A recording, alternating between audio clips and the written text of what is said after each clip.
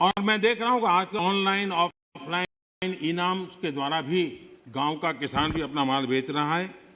हमने किसान रेल का एक प्रयोग किया इस कोरोना कालखंड का उपयोग करते हुए, और ये किसान रेल और किसान उड़ान ये भी अपने आप में बड़े बाजारों तक छोटे किसानों पहुंचाने का एक बहुत बड़ा मदद मिली है। एक प्रकार से ये ट्रेन जो है चलता फिरता कोल्ड स्टोरेज है, चलता फिरता कोल्ड स्टोरेज है।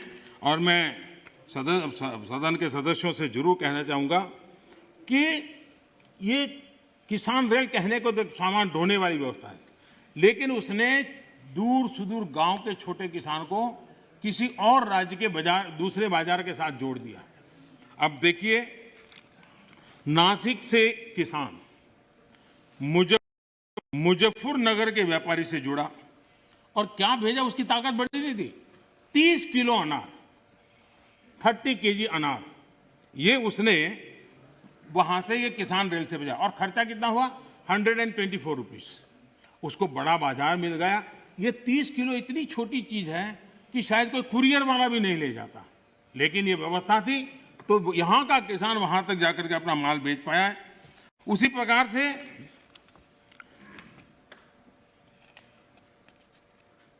जो भी उसको सुविधा मिलती है, वो चाहे अंडे, मैंने देखा है कि एक अंडे किसी ने भेजे और अंडे भी उसको 60 रुपया खर्चा हुआ भेजने का, और उसके अंडे पहुंच गए, समय पर पहुंच गए, उसका माल भी गया। देवलाली का एक किसान 7 केजी उसकी कीवी, उसको उसने दानापुर भेजी। भेजने का खर्चा 60 रुपीज हुआ, लेकिन उसको 7 किलो की कीवी का अच्छा बाजार मिला और दूसरे राज्य पे जाकर के मिला। किसान रेल लगती छोटी बात है, लेकिन कितना बड़ा परिवर्तन कर सकती है, इसका हम नमूना देखते हैं। माननीय अध्यक्ष जी, चौधरी चरण सिंह जी ने एक किताब लिखी है, भारत की अर्थनीति।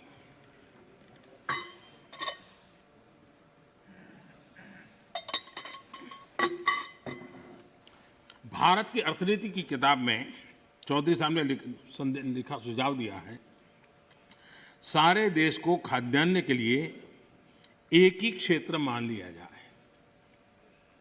दूसरे शब्दों में, देश के एक भाग से दूसरे भाग में लाने जाने के पर कोई प्रतिबंध न हो। ये चौधरी चरण सिंह जी की किताब का कोट है। कृषि सुधारों, किसान रेल, मंडियों को इलेक्ट्रॉनिक प्लेटफॉर्म, ई-नाम, ये सारी चीजें हमारे देश के किसानों और से छोटे किसानों को एक बहुत बड़ा अवसर देने के प्रयास के भागरूप हो रहा है। माननीय अध्यक्ष जी,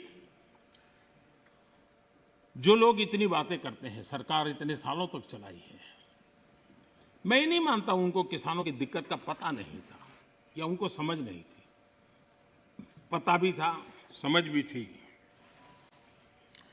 और उनको मैं उन्हीं की बात आज याद कराना चाहता हूं। ये मौजूद नहीं है, मैं जानता हूं,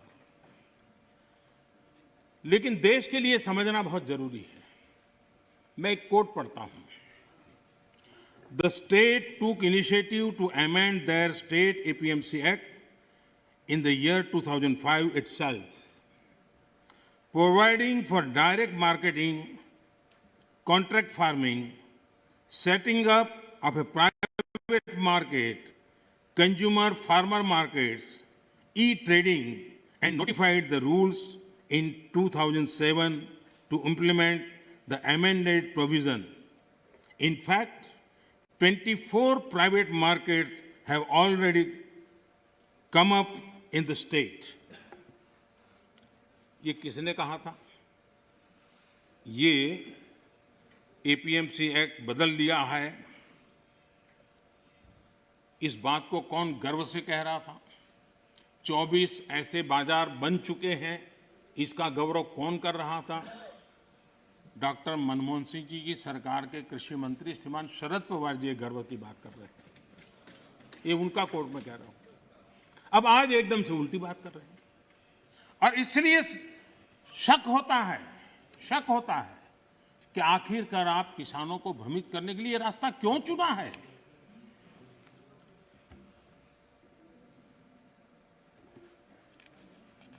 देश की मंडियां चल रहे हैं सिंडिकेट और कीमतों को प्रभावित करने वाले नेक्सस में के बारे में जब उनको पूछा गया, उनको एक सवाल पूछा था कि ये नेक्सस है मंडियों वालों वगैरह का, तो क्या कहना है। तो शरद पवार का एक दूसरा जवाब है, वो भी बड़ा इंटरेस्टिंग है।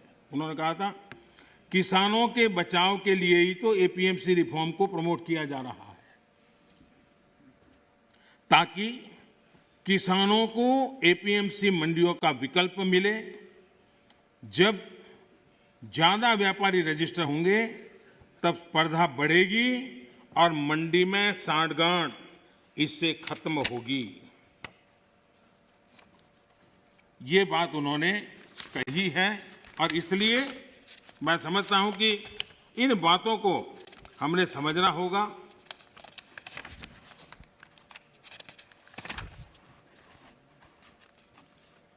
जहां इनकी सरकारें हैं अलग अलग, जो सामने बैठे हुए मित्रों की, उन्होंने भी कम अधिक मात्रा में इस कृषि क्षेत्र में रिफॉर्म करने का प्रयास किया भी है।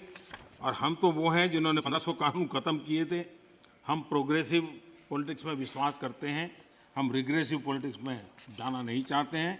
और इसलिए, और भोजपुरी में तो एक कहावत है, कुछ लोग ऐसे हैं, भोजपुरी में कहावत है, ना खेलब ना खेल देव, खेल में बिगाड़ब। न खेलूंगा न खेलने दूंगा, मैं खेल को बिगाड़ के रखूंगा।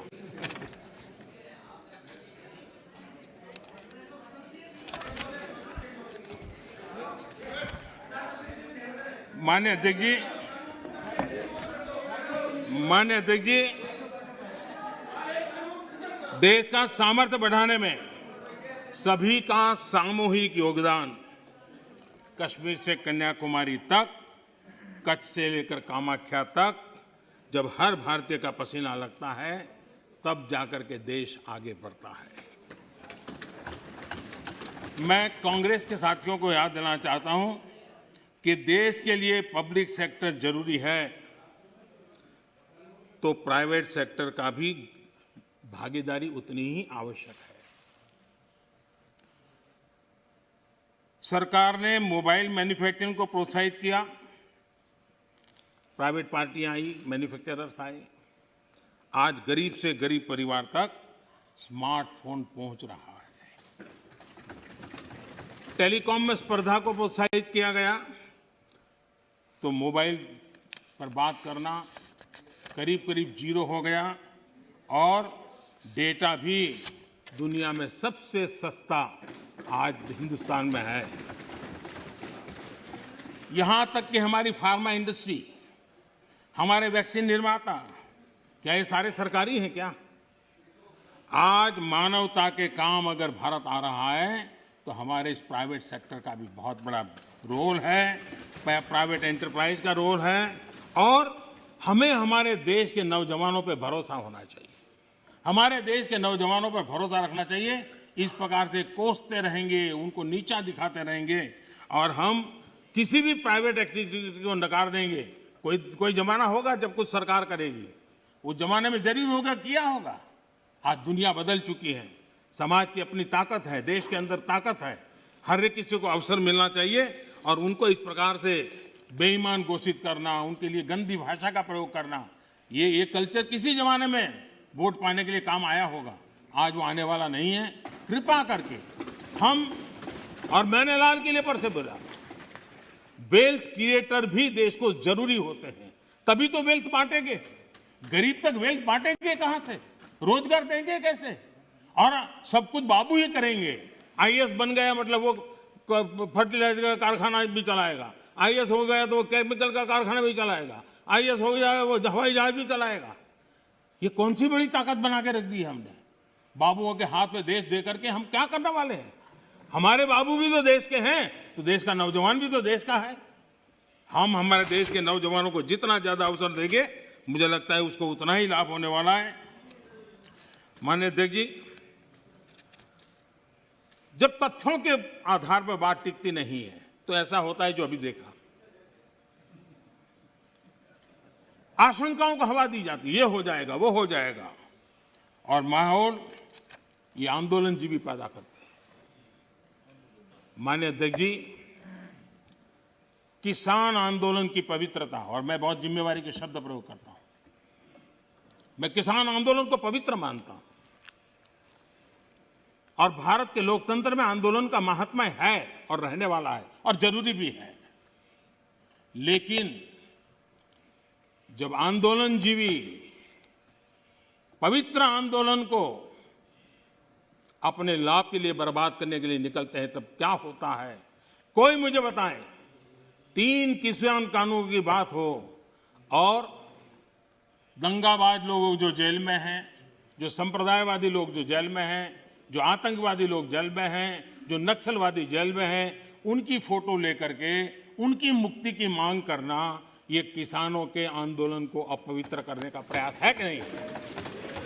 माननीय अध्यक्ष जी, इस देश में टोल प्लाजा सभी सरकारों ने स्वीकार की हुई व्यवस्था है। टोल प्लाजा इस देश में सभी सरकारों ने की हुई व्यवस्था है और उस टोल प्लाजा को तोड़ना, उस टोल प्लाजा को कब्जा करना, उस टोल प्लाजा को न चलने देना, ये जो तरीके चले हैं, वो तरीके क्या पवित्र आंदोलन को कलंकित करने का प्रयास है कि नहीं? जब पंजाब की धरती पर सैकड़ों की तादाद के अंदर, पंजाब की धरती पर सैकड़ों की तादाद के अंदर जब टेलीकॉम के टावर तोड़ दिए जाएं, क्या वो किसान की मांग से सुसंगत है? क्या किसान के पवित्र आंदोलन को बर्बाद करने का काम आंदोलनकारी ने नहीं, आंदोलनजीवियों ने किया हुआ है। और इसलिए देश को आंदोलनकारी और आंदोलनजीवियों के बीच फर्क करना बहुत जरूरी है और देश को इन आंदोलनजीवियों से बचाना वो भी उतना ही जरूरी है। अफवाहें फैलाना, झूठ फैलाना, गुमराह करना और देश को दबोच करके रख देना, देश बहुत बड़ा है, देश के सामान्य मानवी की आशा आकांक्षाएं बहुत है और उनको लेकर के हमने आगे बढ़ना है और उस दिशा में हम प्रयास कर रहे हैं। देश में एक बहुत बड़ा वर्ग है,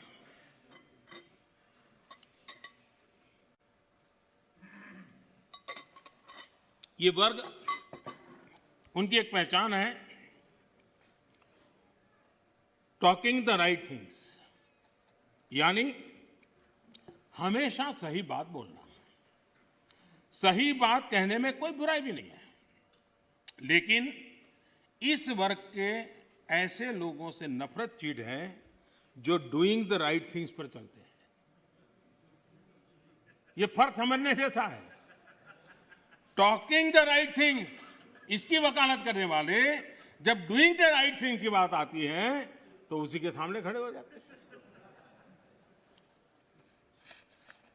ये चीजों को सिर्फ बोलने में विश्वास करते हैं, अच्छा करने में उनका भरोसा ही नहीं है। जो लोग इलेक्टोरल रिफॉर्म की बात करते हैं, 1 नेशन 1 इलेक्शन, उसकी जब बात आती है तो विरोध में खड़े हो जाते हैं। यही लोग जब जेंडर जस्टिस की बात आती है तो बढ़ चढ़ करके बोलते हैं, लेकिन अगर ट्रिपल तलाक खत्म करने की बात करते हैं तो विरोध में खड़े हो जाते हैं। ये एनवायरमेंट की बात करते हैं, लेकिन हाइड्रो पावर या न्यूक्लियर पावर, उसके सामने जाकर के झंडे लेकर के खड़े हो जाते, होना नहीं चाहिए, इसके लिए आंदोलन चलाते हैं। तमिलनाडु तो उसका भुक्तभोगी है। उसी प्रकार से जो दिल्ली में पॉल्यूशन को लेकर के कोर्ट में जाकर के रीट करते हैं, अपील करते हैं, पीआई करते हैं, दिल्ली के लोग, वही लोग पराली जलाने वालों के समर्थन में जाके खड़े हो जाते। तब समझ नहीं आता है कि किस प्रकार से इस देश को गुमराह करने का इन लोगों का प्रयास है और उसको देश ने समझने की जरूरत है। मैं देख रहा हूं कि 6 साल में विपक्ष के मुद्दे कितने बदल गए हैं। हम भी कभी विपक्ष में थे, लेकिन हम जब भी विपक्ष में थे तो आपने देखा होगा देश के विकास के मुद्दों को लेकर के, भ्रष्टाचार के मुद्दों को लेकर के हम शासन में बैठे हुए लोगों को घेरते थे, हम आवाज उठाते थे, हम प्रयास करते थे। मैं हैरान हूं, आजकल विकास के मुद्दे की चर्चा ही नहीं करते।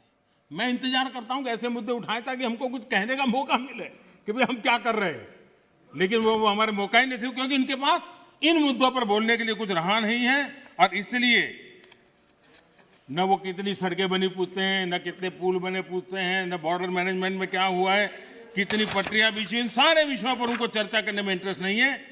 माननीय अध्यक्ष जी, 21वीं सदी में इंफ्रास्ट्रक्चर का बहुत बड़ा महत्व है और भारत को आगे जाना है तो इंफ्रास्ट्रक्चर पर बल देने की बहुत जरूरत है और आत्मनिर्भर भारत के रोड मैप के लिए इंफ्रास्ट्रक्चर पर बल देना इस समय की मांग है और हम सबको इसको स्वीकार करना होगा। इंफ्रास्ट्रक्चर मजबूत होगा तभी देश की गति भी तेज होने वाली है, उसकी दिशाएं भी व्यापक होने वाली हैं और इसलिए हमने प्रयास करना चाहिए। और इंफ्रास्ट्रक्चर का मतलब है गरीब के लिए, मध्यम वर्ग के लिए अनेक नई संभावनाओं को इंफ्रास्ट्रक्चर जन्म देता है, नए अवसरों को जन्म देता है, रोजगार के लिए नए अवसर लेकर के आता है, इकोनॉमी को मल्टीप्लायर इफेक्ट करने की उसकी ताकत रहती है और इसलिए हमने इस बात को बल देने की जरूरत है। इंफ्रास्ट्रक्चर का मतलब वोट बैंक के अवसर नहीं होता है, कागज पे घोषित कर देना कि ये रोड बनेगा, एक चुनाव जीत लो, दूसरी बार वहां जाके सफेद पट्टी कर लो, दूसरा चुनाव जीत लो, तीसरी बार जाकर वहां थोड़ी मिट्टी डाल दो। तो ये इस काम के लिए नहीं है, ये सचमुच में जीवन बदलने के लिए और सब व्यवस्थाओं को बदलने के लिए इंफ्रास्ट्रक्चर को हमने बल देने की आवश्यकता है। 110 लाख करोड़ रुपए की योजना के साथ हमने बजट में अभूतपूर्व खर्च के साथ आगे बढ़ने की दिशा में हम चल रहे हैं। देश के 27 शहरों में मेट्रो ट्रेन, 6 लाख से ज्यादा गांवों में तेज इंटरनेट, बिजली के क्षेत्र में हम वन नेशन वन ग्रिड इस कंसेप्ट को साकार करने में सफल हुए हैं। सोलर पावर सहित रिन्यूएबल एनर्जी के मामले में आज दुनिया के 5 टॉप देशों के अंदर भारत ने अपनी जगह बना ली है। दुनिया के सबसे बड़े सोलर और विंड की हाइब्रिड पार्क आज भारत में दुनिया का सबसे बड़ा बन रहा है। विकास में हम एक नई तेजी देख रहे हैं, नए पैमानों पर जा रहे हैं।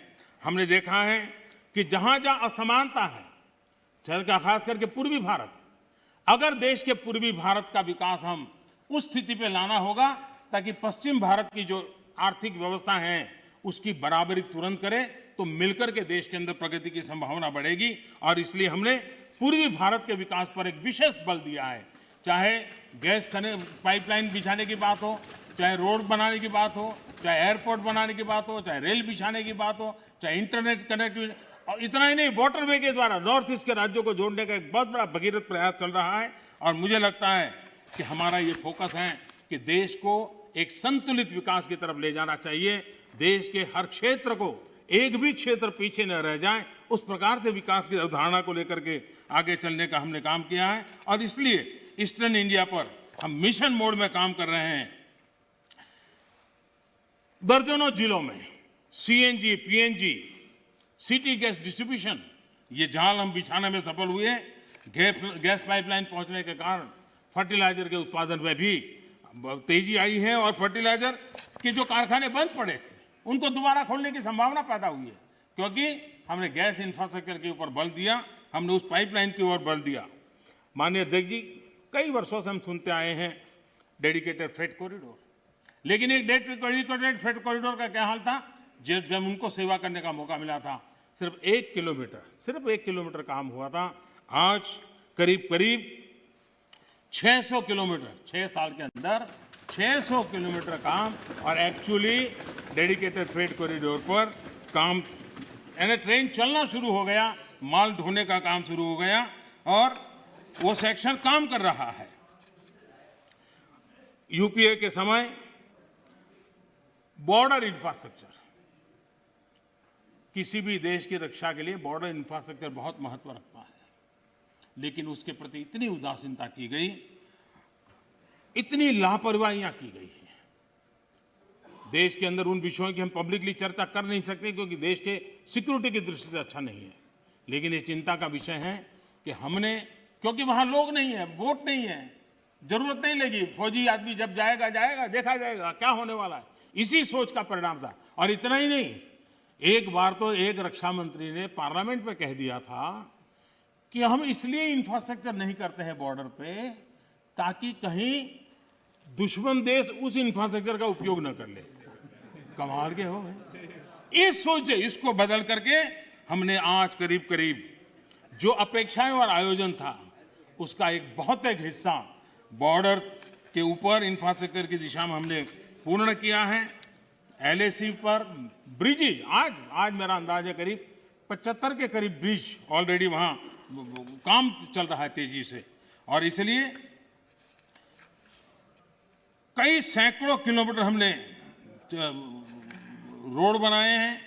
और मैं चाहता हूं कि जो काम हमारे सामने था करीब 75% तो हमने उसको पूरा भी कर लिया है, और हम आगे भी इस काम को जारी रखेंगे।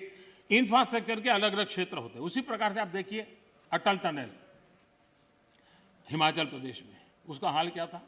अटल जी के समय जिसकी कल्पना की गई, अटल जी के जाने बाद किसी न किसी फाइलों में वो लटका रहा।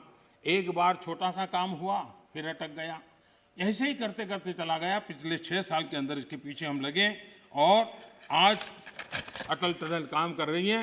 देश की फौज भी आराम से वहाँ से मूव कर रही है, देश के नागरिक भी मूव कर रहे हैं। जो रास्ते 6-6 महीने तक जो इलाके बंद होते थे वो आज काम करने लगे हैं, और अटल टनल काम कर रही है। उसी प्रकार से मैं ये बात साफ कहना चाहूँगा कि जब भी देश के सामने कोई चुनौती आती है, ये देश का सामर्थ्य है, हमारे देश के सुरक्षा बलों का सामर्थ्य है। देश को कभी नीचा देखना पड़े ऐसी स्थिति हमारे फौज के जवान कभी होने नहीं देंगे, करने नहीं देंगे, मेरा पूरा विश्वास है। आज उनके जिम्मे जो भी जिम्मेवारी, जहां भी जिम्मेवारी मिली है, बखूबी निभा रहे हैं। प्राकृतिक विपरीत परिस्थितियों के बीच में भी बहुत मुस्तैदी के साथ निभा रहे हैं, और हमें हमारे देश की सेना पे गर्व है, हमारे वीरों पर गर्व है, उनके सामर्थ्य पर हमें गर्व है। और देश हिम्मत के साथ अपने फैसले भी करता है, और हम उसको आगे भी ले जा रहे हैं। मैंने कभी एक गज़ल सुना था, ज़्यादा तो मुझे इसमें रुचि नहीं है, मुझे ज़्यादा आता भी नहीं है, लेकिन उसमें लिखा था, मैं जिसे ओढ़ता बिछाता हूँ, मैं जिसे ओढ़ता बिछाता हूँ, वो गज़ल आपको सुनाता हूँ। मुझे लगता है ये जो साथी चले गए, वो जिन चीज़ों के अंदर जीते हैं, पलते हैं, वो वही सुनाते रहते हैं जो उनके कालखंड में उन्होंने देखा है, जो उनके कालखंड में उन्होंने किया है, उसी को वो कहते रहते हैं। और इसलिए मैं समझता हूँ कि हमें अब चलना ही होगा, हमें बड़ी हिम्मत के साथ आगे बढ़ना ही होगा। और मैंने कहा, पोस्ट कोरोना एक नया वर्ल्ड ऑर्डर जब हमारे सामने आ रहा है, तो भारत ने कुछ नहीं बदलेगा कि मानसिकता छोड़ देनी होगी। ये तो चलता है, चलता रहेगा, मानसिकता छोड़ देनी पड़ेगी। 130 करोड़ देशवासियों का सामर्थ्य लेकर चल। प्रॉब्लम होंगे, अगर मिलियंस ऑफ प्रॉब्लम हैं तो बिलियंस ऑफ सॉल्यूशन भी हैं। ये देश ताकतवर है, और इसलिए हमने हमारी संवैधानिक व्यवस्थाओं पर विश्वास रखते हुए हमने आगे बढ़ना होगा। और मुझे विश्वास है कि हम इस बातों को लेकर के आगे चलेंगे।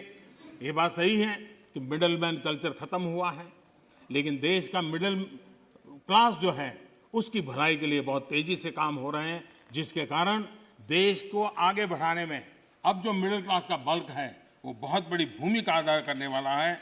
और उसके लिए आवश्यक जो भी कानूनी व्यवस्थाएं करनी पड़ी, वो कानूनी व्यवस्था भी हमने की है। माननीय अध्यक्ष जी, एक प्रकार से विश्वास के साथ एक प्रगति के वातावरण में देश को आगे ले जाने का निरंतर प्रयास चल रहा है। मैं राष्ट्रपति जी का हृदय से आभारी हूं कि अनेक विषयों पर उन्होंने स्पर्श किया है। जिनका राजनीतिक एजेंडा है वो उनको मुबारक। हम देश के एजेंडा को लेकर के चलते हैं, देश के एजेंडा को लेकर के चलते रहेंगे। मैं फिर एक बार देश के किसानों से आग्रह करूंगा कि आइए टेबल पर बैठ करके मिल करके समस्याओं का समाधान करें। इसी अपेक्षा से राष्ट्रपति जी के भाषण को राष्ट्रपति जी का धन्यवाद करते हुए मैं